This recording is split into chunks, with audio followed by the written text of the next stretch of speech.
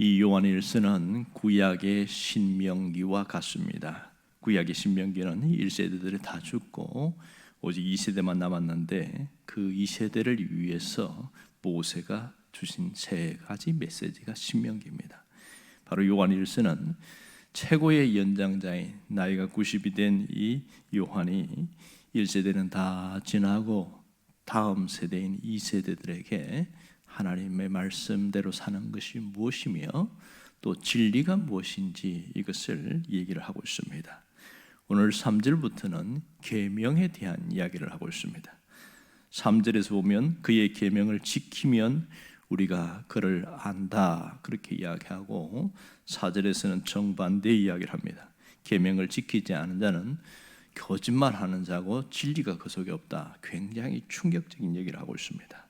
그런데 여기서 의문점이 드는 것이 계명을 과연 다 지킬 수 있는가 하는 점입니다. 우리가 계명을 한두 가지 지키는 것은 가능하지요. 하지만 여기서 말하는 것을 가만히 보면 다 지켜야 한다 그런 것으로 느껴지는데 세상에 누가 계명을 다 지킬 수 있냐는 거예요. 그러니 이게 이걸 어떻게 받아들일 수 있겠는가? 오늘 충격적인 건 뭐냐면 계명을 지키지 않으면 진리가 그 속에 없고 또 계명을 지켜야 진리가 있다 이렇게 얘기하는 겁니다. 그러면 계명을 얼마나 지켜야 진리가 있다는 것인가? 어디까지 지켜야 진정하고 지킨다는 것인가? 그게 된 얘기가 없단 말이에요. 그래서 답답함이 있습니다. 또 하나는 도대체 여기서 말하는 계명이 뭐냐? 우리는 계명 이야기하면 언뜻 십계명이 떠오릅니다. 가장 축약한 것이 십계명이니까요. 물론 모세오경 전체가 계명이지만 십계명을 생각하니까 답답함이 들어와요. 그러면 요한이 말한 계명은 과연 십계명을 말할까? 그건 아닙니다. 그것은 예수님이 말씀하신 마태복음 22장에서 하나님을 사랑하고 이웃을 사랑하라. 이것이 온 율법과 선지자의 강령이다 하신 그것을 요한이 계명이다 이렇게 말하고 있습니다. 왜 이 얘기를 강조하냐면 당시에 교회 안에 들어온 잘못된 사상들 때문에 그렇습니다. 그들은 무슨 얘기하냐면 사랑이 무슨 계명이냐? 사랑은 윤리다. 개인의 선택에 의해서 결정되는 것이지 이것을 반드시 지켜야 된다. 그런 얘기는 사실은 맞지 않다. 이런 얘기를 하는 거예요. 그러니 기가 막히지 않습니까? 그래서 요한은 그게 아니고 계명은 반드시 지켜야 된다. 이렇게 강조하고 있는 겁니다.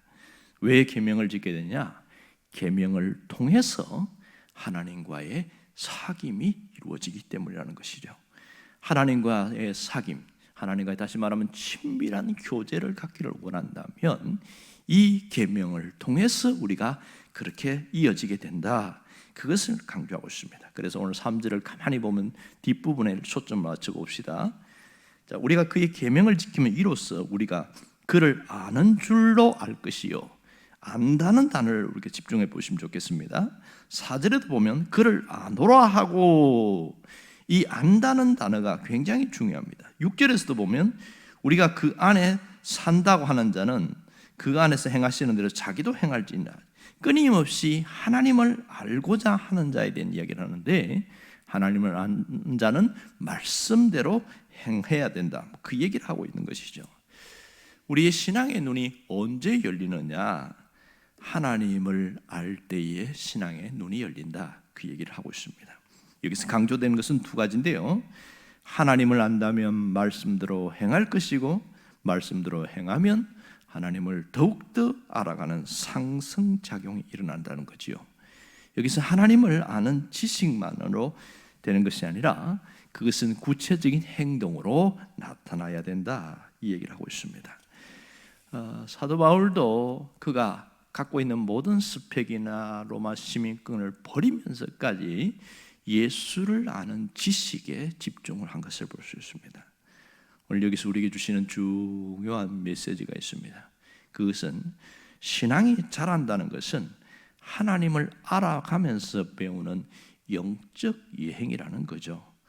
우리가 하나님을 알아가면서 자연스럽게 내 신앙이 자라가게 되는 겁니다. 내가 믿음이 좋아야지 하고 성경을 읽고 기도를 하고, 물론 그것이 하나님을 알아가는 과정의 한 부분이긴 하지만 그것 자체가 하나님을 아는 건 아닙니다.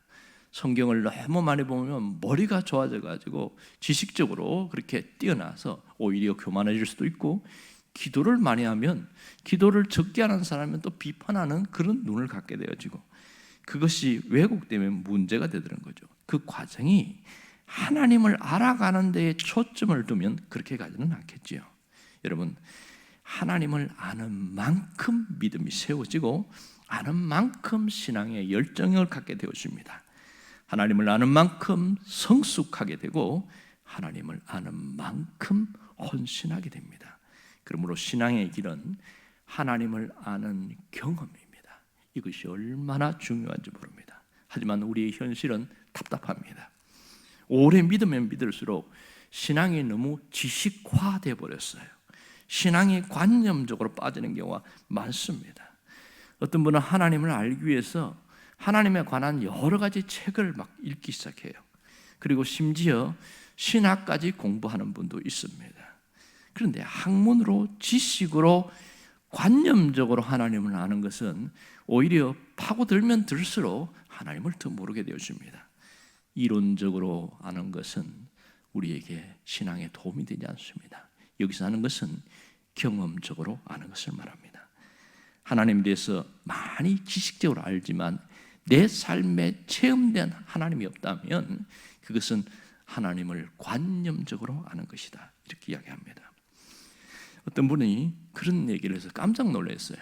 가만히 보면 교회 안에 기독교적 무신론자가 많다, 이런 얘기를 하는 거예요. 근데 그분의 얘기를 한번 보면 그런 겁니다. 하나님에 대해서 지식적으로는 아주 많이 깨닫고 있는데 삶 속에서 하나님을 완전히 모르고 있다는 거예요. 그러니 잘 믿으려고 하면 할수록 더 교만해지고 더 비판적으로 되고 더 가르치려고 하고 이렇게 바뀌더라는 거예요. 그것은 기독교 안에 있는 무신론 때문에 그렇다, 이런 얘기를 하는 겁니다. 굉장히 충격을 받았습니다. 하나님을 모르면 신앙이 자라지 않는 건 맞습니다. 결국 보면 하나님을 체험적으로 알지 못한다면 신앙이 잘못될 수 있다, 이게 결론이었습니다. 충분히 공감할 수 있는 것이지요. 여러분, 신앙생활에서 중요한 게 여러 가지가 있지만 가장 본질적인 것, 하나님이 누구신지를 아는 것은 너무나 중요합니다. 하나님이 어떤 분인지를 체험하는 것은 우리 신앙의 전부라고 할 수도 있습니다. 이게 없으면 맹목적 신앙이 되어집니다. 여러분, 맹목적 신앙은 엄밀히 말하면 신앙이 아닙니다. 무조건 믿는 것은 신앙이 아니라는 것이죠. 무조건 믿는 것을 맹신이라고 그러고 희미하게 믿는 것을 미신이라고 말을 합니다. 신앙의 길에서 하나님을 아는 경험은 제대로 하나님을 믿는 길이라고 할 수 있는 것이죠. 하나님이 누구신지를 모르는데 봉사를 하는데 그것이 하나님 중심으로 하는 것이 아니라 자기가 하고 싶은 대로 가게 되어지는 경우가 많습니다. 하나님을 바로 알면 변화가 일어나요. 이 점이 중요한 거예요. 하나님을 알면서 내 안에서 놀라운 변화가 일어나는데 달라요. 그리고 삶에서 길이 보이기 시작하는 겁니다. 남들이 안 보이는 길이 자기에게는 보이기 시작합니다. 그것은 어디서 출발했냐? 하나님을 아는 체험적 지식에서 일어난 것입니다. 존 칼빈이 기독교 강의에서 중요한 얘기를 하는데, 진정한 지혜는 두 가지다. 첫 번째는 하나님을 아는 지식이 지혜고, 두 번째는 나를 아는 지식이 지혜다, 이렇게 이야기합니다. 그러면서 이 순서가 굉장히 중요한데, 하나님을 아는 지식에 지혜가 없는 자는 나를 알 길이 없다는 겁니다. 여기서 나를 안다는 것은 바로 자아 발견을 말합니다. 자아 발견, 이것이 하나님 안에서 나를 발견할 때 진정한 나를 발견할 수 있다, 이 얘기를 합니다. 우리가 하나님 아는 것이 왜 중요하냐면 하나님을 제대로 알아야 진정한 예배자가 될 수 있기 때문에 그렇습니다. 그러므로 예배를 드린다고 해서 다 드리는 게 아니에요. 하나님을 모르고 예배를 드리면 앉아 있기는 하지만 진정한 고백이 나오지 않습니다. 그냥 앉아 있는 것이죠. 하지만 하나님을 알아가면 알아갈수록 하나님을 아는 만큼 그 예배가 깊이 있는 예배가 되고 경건한 예배가 되고, 우리가 성경이 말하는 대로 신령과 진정한 마음으로 드리는 산제사가 될 수 있는 것이죠. 여기서 지금 끊임없이 아는 것에 대해서 이야기하는데, 이것은 체험적으로 아는 걸 말합니다. 그래서 하나님을 우리가 어떻게 알 수 있냐? 하나님이 자신을 드러내지 않으면 알 수가 없잖아요. 하나님이 자기 자신을 드러내는 것을 계시다 이렇게 말합니다. 하나님이 드러내셔요. 하나님은 성경을 통해서 하나님이 어떤 분인지를 보여주셨어요. 이것이 내 삶으로 가까울 때는 삶의 현장에서 하나님이 체험되기 시작하는 겁니다. 이것을 인격적 만남이다 이렇게 말합니다.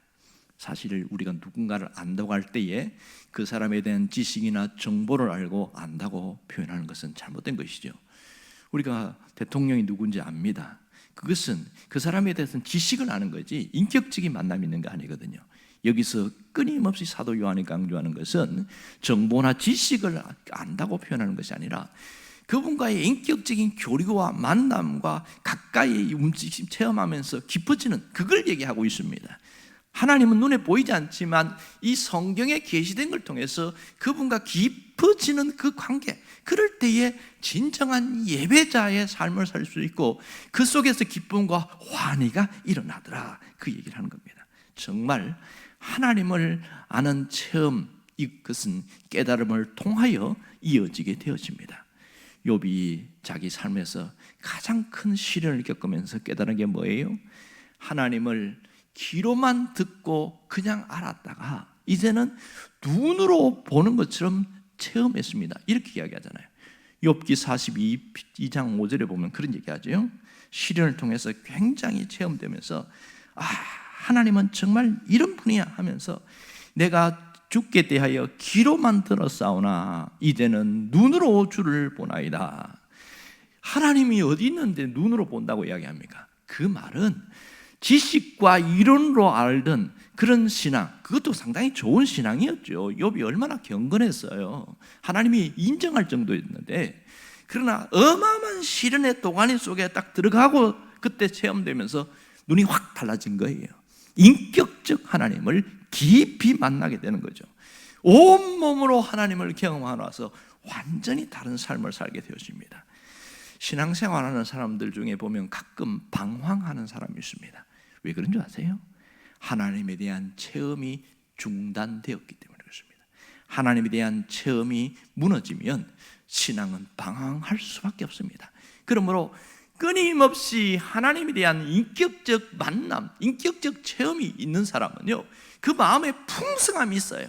그 너무너무 환희가 있단 말이에요. 그러니 하나님을 알아가는 것을 포기하지 않습니다. 언제 우리가 하나님을 알아갑니까? 모든 게 잘 풀릴 때 하나님을 아는 게 아니에요. 내가 마음이 힘들 때, 때로는 내가 벼랑 끝에 선 느낌이 있을 때, 그때에 하나님을 알아가는 과정입니다. 여러분, 우리는 내 고집이라는 게 있어요. 그리고 내가 갖고 있는 상식과 경험치라는 게 있어요. 이것 때문에 하나님의 말씀, 그러면 살기는 좀 어려운데, 그 부딪힐 때가 있습니다. 그 벼랑 끝에 딱 서 있을 때에 내가 그래도 하나님 말씀대로 내가 따라야지 하고 탁 꺾어버리고 자신의 고집을 꺾고 순종의 길로 가면 새로운 길이 열리게 되는 것이죠. 거기서 떨어지는 것이 아니라 벼랑 끝에서 날아오르게 되어지는 겁니다. 이런 신앙의 역사는 순종을 경험하지 않은 사람들은 결단코 알 수 없는 겁니다. 여러분, 신앙은 경험되어져야 되고 체험되어지면서 깊어지는 겁니다. 우리 삶 전체가 하나님께 초점을 맞추는 것은 이러한 체험이 풍성하기 때문에 나타나는 겁니다. 이게 있기 때문에 하나님을 위해서 살아가고 하나님 중심으로 살아가는 것이 하나도 아깝지 않다, 아주 가치 있는 일이다, 이렇게 달라지게 되는 것이죠. 오늘 우리가 무엇을 결심해야 되는 줄 아십니까? 하나님을 더 깊이 알아가는 것을 소망해야 합니다. 하나님의 선하심을 맛보아 체험하는 그 은혜를 갈망할 수 있어야 됩니다.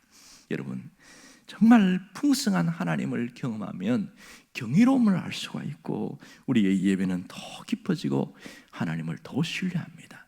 그러니까 이분이 하나님을 얼마나 풍성하게 경험했는지 아는지는 인생의 힘든 현실 속에 딱 부딪힐 때 그 사람을 하는 행동을 보면 달라진다. 어떤 분이 그런 얘기를 하십니다. 정말 그렇습니다.